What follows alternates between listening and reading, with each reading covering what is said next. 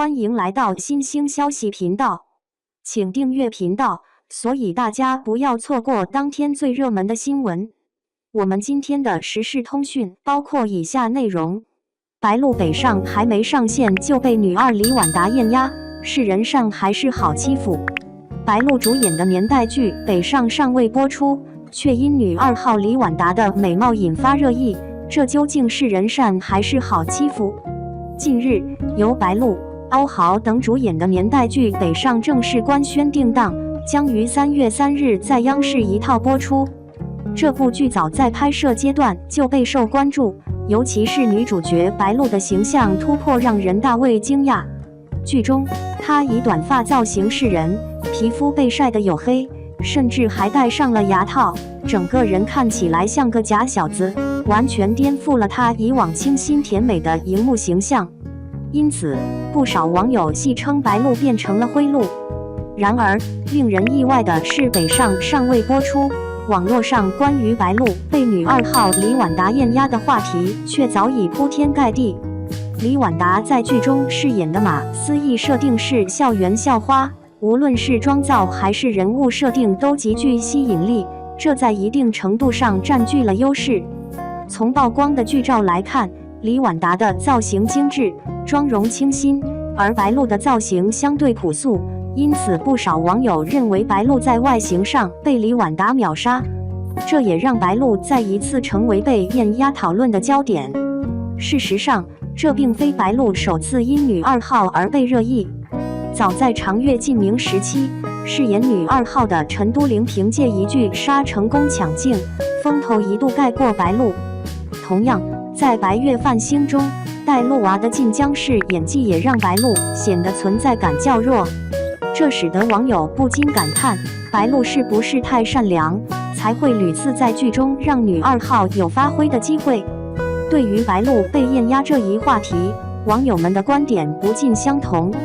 有人认为这与造型、人物设定有关，白鹿在《北上》中饰演的角色形象本就偏向中性化，而李婉达的角色则是美貌突出，两者在妆造上的对比明显，才会导致这样的舆论方向。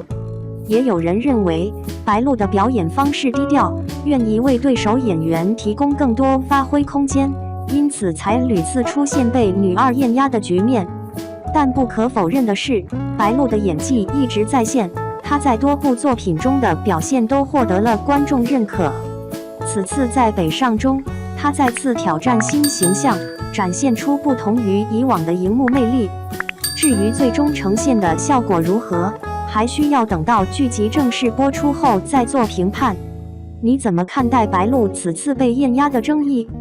是造型问题，还是演技影响？2. 白鹿太美竟成阻碍。北上选角风波背后的演绎真谛。在影视创作的奇妙世界里，选角向来是决定一部作品成败的关键环节。最近，北上导演姚晓峰透露的一则选角趣事，成功点燃了大众的讨论热情。他曾因白鹿太漂亮，对其出演女主角心存顾虑。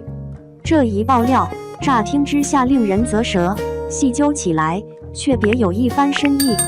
北上聚焦京杭大运河畔的故事，女主角夏凤华是个质朴坚韧，带着几分假小子气质的运河女儿。她扎根于生活底层，在时代洪流中摸爬滚打，浑身散发着泥土与河水的气息。而白鹿过往荧幕形象多是明艳娇俏，与这位接地气的夏凤华似乎相差甚远。也难怪导演初见白鹿资料时，会在心里泛起嘀咕，担心她的美貌会冲淡角色的烟火气，让观众难以带入那个平凡又不凡的传家女。但白鹿可没被这点质疑击退。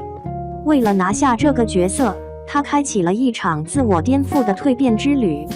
一头柔顺长发被剪成清爽利落的短发，瞬间添了几分英气，戴上略显笨拙的钢牙套，笑起来憨态可掬，全然没了往日的精致感，还主动要求化妆师用深色粉底把皮肤糙化，褪去白皙，换上黝黑肤色。拍摄期间，为了体会角色北漂的艰辛，他一头扎进地下室，沉浸式感受角色的生活轨迹。当北上定妆照公布，所有人都被白鹿的转变惊到了。导演的顾虑烟消云散，网友们也纷纷点赞，直呼这就是夏凤华本华。在娱乐圈，因演员形象与角色差异引发的争议屡见不鲜，观众早就厌倦了虚假的美颜滤镜人生，更渴望看到真实鲜活的角色。在北上里，白鹿送快递、吃冷馒头的画面毫无违和感，精准还原了当年北漂青年的奋斗模样。此时，她的漂亮不再是关注焦点，角色的生命力才是核心。这一选角小插曲，实则反映出演员突破形象局限的重要性。在演艺道路上，颜值只是敲门砖，真正决定演员高度的是对角色的深度理解和不懈打磨。白鹿用行动证明，只要用心钻研，再大的形象鸿沟都能跨越。这不仅给其他演员敲响了警钟，也让我们看到，唯有打破束缚，挑战自我，才能创造出更多深入人心的角色，为影视行业注入更多真实、有温度的作品。北上央视开炸，白鹿欧豪运河生死恋，胡军王学银老戏骨飙演技。都说10年河东，10年河西，可这运河边的故事，几十年都说不完。今儿个，咱们就说到这部刚播出的央视大剧《北上》，哈哈，这剧名一听就霸气侧漏，妥妥的史诗级大片既视感。说到这个《北上》，说实话，我一开始也觉得又是年代剧，会不会又是那些老套的剧情？结果呢？真香！这剧不光画面美，剧情还贼精彩。它把上世纪90年代初到现在的运河变迁，跟一群小人物的命运揉到一块儿了，看得人心里头五味杂陈，那叫一个酸爽。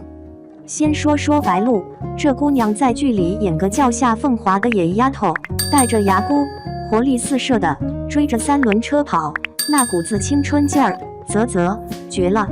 10年后，她摇身一变，成了干练的快递女王，白大褂配工装裤，气场2.8米。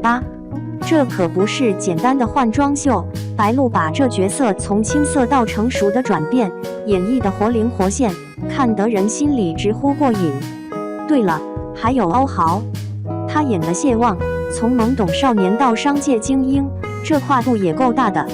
学生时代的痞帅，创业后的狠厉，他用眼神、动作，甚至一个打火机的细微动作，都把角色内心的变化刻画得淋漓尽致。据说，为了一场雨中崩溃的戏，他连灌3瓶矿泉水，硬憋眼泪，拍完直接脱水送医院。这敬业精神，我服了。这年头，这样的戏疯子可不多见了。咱先不说男女主角，剧里还有2个95后小生，翟子路和高志廷，一个是从花街小霸王到职场社畜，一个是从船工之子到硬汉。这俩人的友情和竞争，也为剧情增添了不少看点。他们的表演自然流畅，没有一丝表演痕迹，把年轻人的冲动、迷茫和奋斗展现得栩栩如生。问题来了，一部好剧光靠年轻演员可不行，这北上的老戏骨们，那才是真正的定海神针。胡军演的船老大，光着膀子抡船桨，那硬汉形象跟时代变迁下被迫卖船的无奈形成强烈对比，看得人心里头堵得慌。王学银演的运河老匠人，拄着拐杖，讲述着运河的百年兴衰，那沧桑的面容，饱经风霜的皱纹，都诉说着岁月的痕迹。萨日娜演的马奶奶，一句丫头，北上的路不好走，就让人感受到了母性的关怀和对未来的担忧。李乃文和童蕾演绎的中年 CP， 更是把中年人的复杂情感展现得淋漓尽致。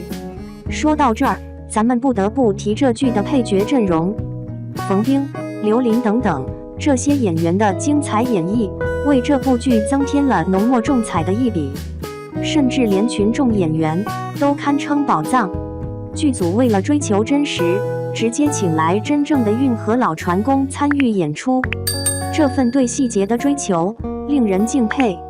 更精彩的是，北上的妆造团队也功不可没。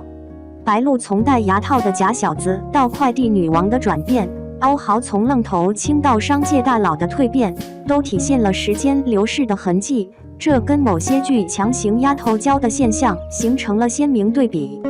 3月3日北上首播，4集连播。这不仅仅是一部电视剧，更是一场视听盛宴。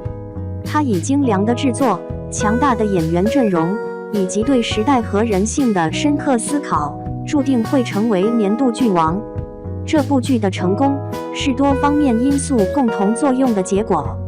它不仅仅是一部电视剧，更是一部时代史诗，一部关于梦想与奋斗的史诗，一部关于爱情与亲情的史诗，一部关于运河与人生的史诗。它值得我们细细品味，反复回味。说实话，看完北上，我只有一个感觉，就这，感叹号！这么好的剧，还不赶紧去看？感叹号！大伙儿，你们觉得呢？有没有遇到过这种情况？看完一部好剧，恨不得安利给全世界？哈哈。